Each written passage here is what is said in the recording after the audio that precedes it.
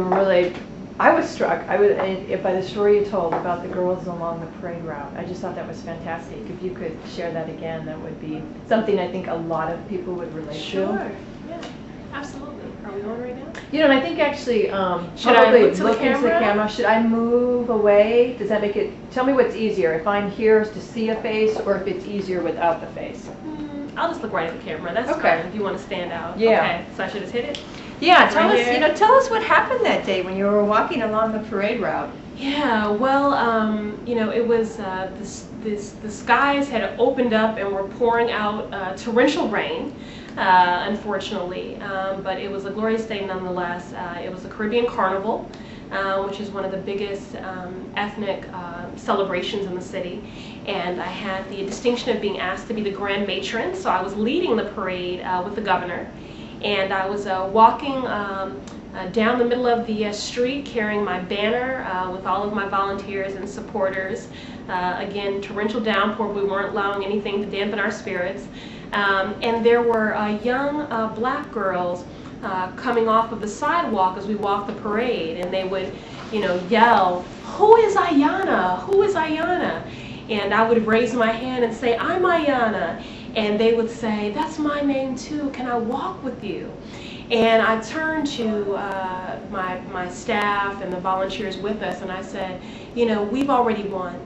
Whatever happens, this was before the primary, so I said, whatever happens September 22nd, we have already won. It is so important that young girls see themselves mirrored in government and positively mirrored, in community.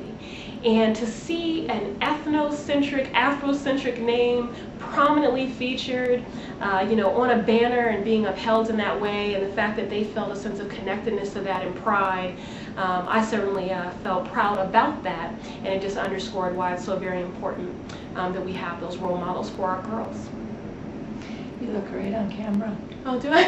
You look the only thing, on camera. Can we just get, We can do it again. Can you talk for a moment about, because what I liked what you said was getting people to understand how important city government is. Mm-hmm. And you were saying basically about the connection. Yeah. And if you could just speak for a moment about that, Sure. I'd appreciate that too. Yeah, well, I've had a really unique vantage point, having worked on the federal level for 16 years, first for Congressman Joe Kennedy, and then later for Senator John Kerry. And what that underscored to me from that vantage point is that we can be elitist about the branches of government and the roles that they play.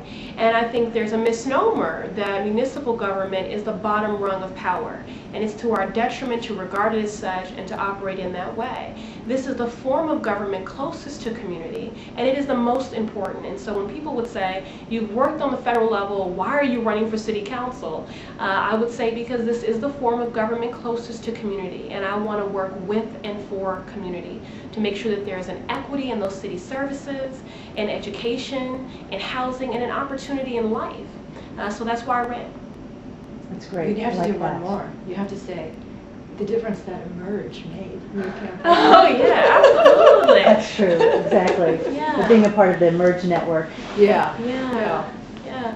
Well, early on in the process, they were my sounding board, sort of my think tank as I considered this from every perspective, and whether or not this was the right job and the right opportunity and the right time.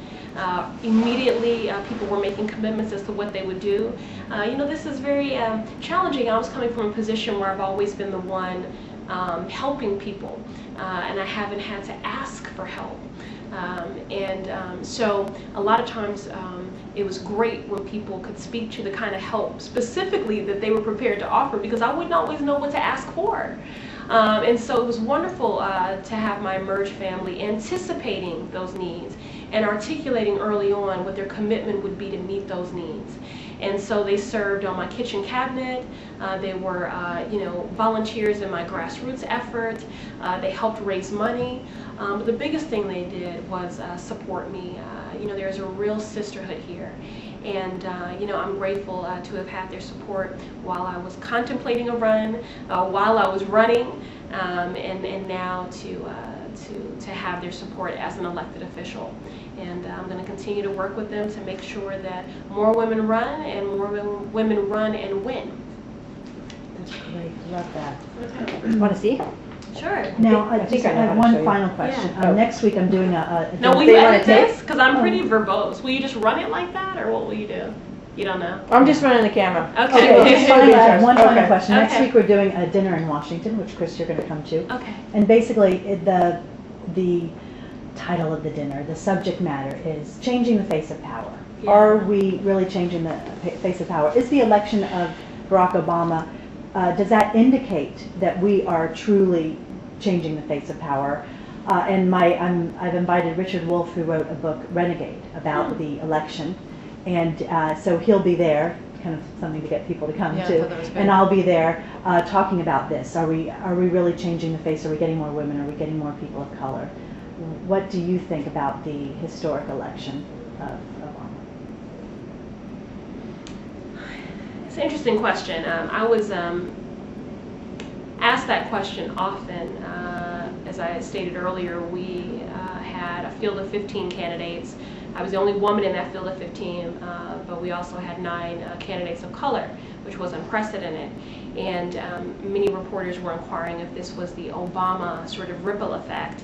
And we all were consistently saying no, because we were a very unique group in that we're all former aides and we'd all been doing public service for a long time. So that was our common denominator, is that this was really a furthering and a continuation of a lifetime of work. So I would not take anything away from the power of that historic election and the symbolism of that. I think it does, what it does do is remind you what is possible. And so I think it encourages and emboldens more people of color to run.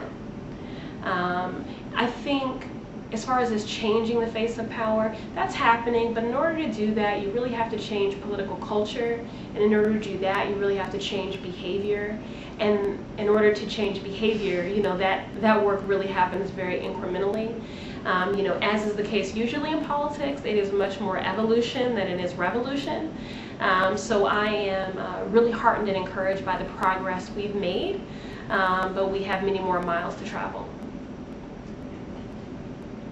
What do you think about that one? You know, well, So no, you use no, I whatever think, works. and I think what I